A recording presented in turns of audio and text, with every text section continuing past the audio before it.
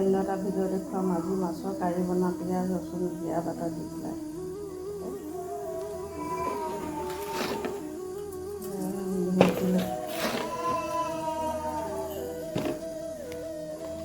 হালধি দিলোঁ,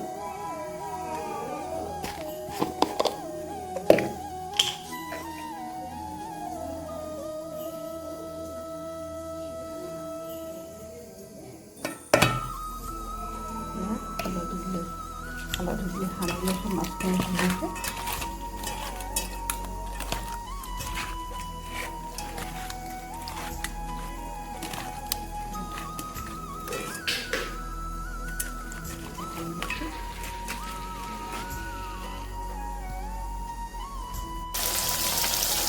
এয়া মাছ ফ্ৰাই কৰি আছোঁ, তেলত দিছোঁ।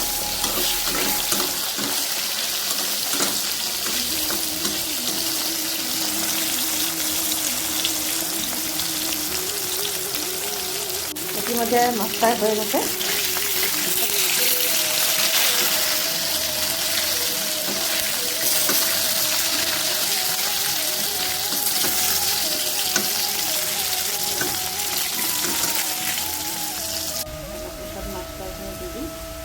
পিঁয়াজখিনি দি দিলোঁ মিক্সিত।